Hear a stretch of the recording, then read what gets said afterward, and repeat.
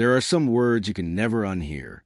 They echo long after they're spoken, burning themselves into your memory, twisting into scars that never fade. For me, those words came from the woman I thought I would spend the rest of my life with. She looked me in the eye, calm as stone, and said, "Love can wait, but friendship can't. They'll be here after you." At first, I didn't even understand. I thought it was just a strange thing to say, a misplaced joke, or maybe her trying to sound clever. But when I saw the way her squad smirked behind her back, when I saw her eyes avoid mine, the truth began to claw its way out. That sentence wasn't about friendship. It was about loyalty and where hers really belonged. We had been married 3 years. I thought we were solid. Sure, she had her group of friends, that inseparable little circle she always called her squad. I never minded. I wanted her to have her people. But slowly, I realized they weren't just her friends. They were her world. Every weekend was theirs.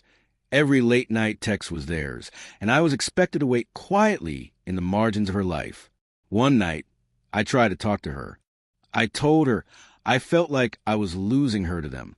She sighed, rolled her eyes, and that's when she delivered the sentence that tore everything apart. Love can wait, but friendship can't. They'll be here after you. The message was clear. I wasn't her priority. I wasn't even close. Her loyalty had shifted somewhere else, to people who laughed at me, to people who whispered behind my back. And something inside me broke. I didn't scream. I didn't fight. I didn't ask her to explain. That night, I quietly packed my bags. Every shirt folded felt like closing a chapter. Every item shoved into a suitcase felt like ripping another piece of myself free from her. I left without another word. No note, no explanation, no goodbye. I vanished. In the silence of my new life, I pieced together the truth I had been too blind, or too in love, to see. Her squad wasn't just friends. They were her escape, her playground, her accomplices. And in that playground, she had found someone else. One of them, a man I had welcomed into our home, a man who had shaken my hand and smiled at me, all while sneaking behind my back to claim what wasn't his. It all came out eventually. She hadn't just betrayed me. She had paraded it around like a secret joke, laughing with him while I was the punchline. She thought I'd never leave, that I'd cling to her even as she humiliated me. But she was wrong. The day she realized I was truly gone, she and her so-called squad came looking for me. Messages flooded my phone. Calls at midnight. Emails dripping with excuses, half apologies, and pleas. She said she didn't mean it, that it was just fun, that I had misunderstood. But betrayal doesn't get rewritten into an accident. It doesn't get softened by excuses. Her friends even reached out, trying to paint me as dramatic, saying it wasn't that serious. Not that serious? The woman I loved laughed while tearing me apart. My marriage was a game to them. My heart was just collateral damage. My parents asked if I'd ever consider forgiving her. My friends wondered if I'd ever go back.